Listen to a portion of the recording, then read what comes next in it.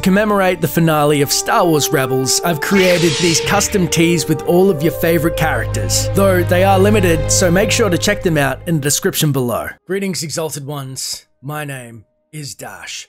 Star Wars Rebels' second last episode ever. The completion of this series has past the fulcrum, the tipping point, if you will. A Fool's Hope is the complete directional shift for Star Wars in its timeline as a whole. So it's very exciting and important to discuss with you guys how this has actually occurred. A World Between Worlds totally shifted things, and I didn't actually realize how it had happened until I just watched A Fool's Hope. So if you haven't seen it, go watch it, because this is going to be full of spoilers. As you know, Kanan Jarrus has passed and he's not coming back, though Ahsoka is still out there. And the real last conflict, it seems, for the rebels is over Capital City on Lothal, and obviously between Thrawn. Now, Thrawn just threatened Governor Price that if she doesn't take care of the rebels, he's coming down and he is going to take care of her and then the rebels. And so Ezra had a vision that this is going to happen and they had to act. And that in and of itself was pivotal. If you hadn't noticed, that the shift in tone had gone from the Rebels, its darker timeline, and then it's suddenly getting lighter. This episode feels like Return of the Jedi. And there's a lot of reasons layered behind that. But basically, A World Between Worlds set up that Anakin Skywalker's actions on Mortis had taken us down a darker timeline, and obviously the Lothal Temple was a bridge where you could affect things, and Ezra had changed it for the better. Palpatine nearly got his hands on it. He would have had unlimited power. It would have plunged the galaxy into darkness. We saw the sister and the brother go down, and the father at the end of the episode be like, we're in the good place now. And that's why A New Hope starts, and there's hope for the galaxy. What we'd seen between the end of Episode 3, Revenge of the Sith, was war. It was the dark times, as Obi-Wan said. But A New Hope marked the beginning of a new hope, or hope, and we didn't know why. And it was because of the actions in A World Between Worlds. And so Ezra now is this Jedi Knight. You can see the acceptance that he had over Kanan's passing. He's becoming more and more Jedi-like. So they get their team together. They've got Governor Price, who has obviously got her own, the Empire, and they're about to take out the rebels. And there's a side story about Ryder, you know, the ex-governor, him betraying them, but it's all part of a bigger plot. But really, the tone is this action adventure. We've got Ezra, as well as, say, Callus and the old Stormies that come back. Every side character, guest appearance, Hondo, they're all kind of banding together, this ragtag group, to fight the Empire. Except this time it's not like they're going to get the crap kicked out of them. There's hope.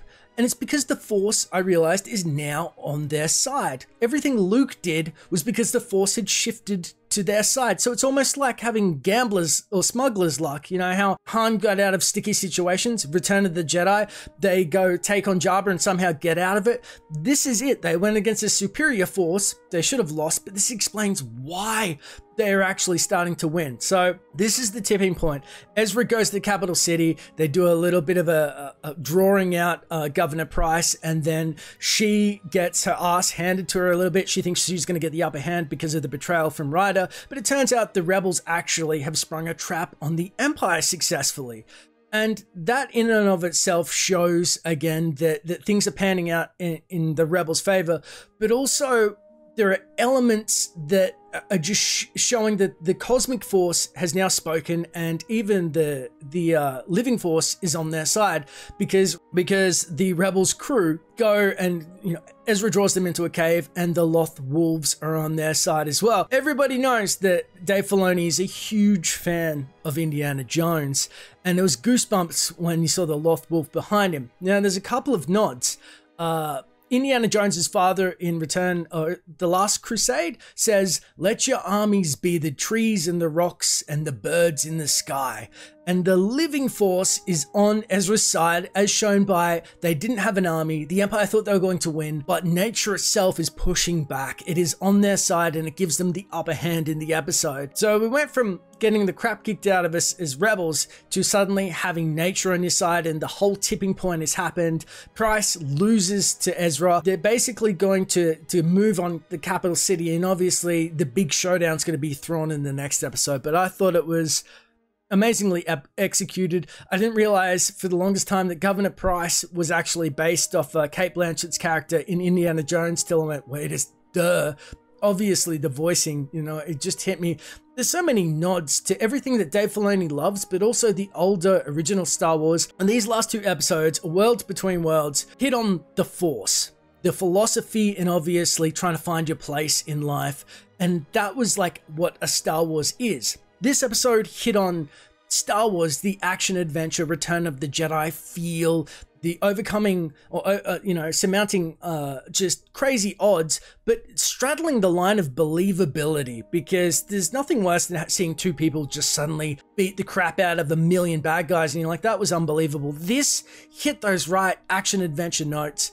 All of the different personalities coming together to show, hey, this is what the series really has achieved over the last 4 seasons. It's all coming to a head. I'm really speechless. It is such a great crescendo. Is that the word?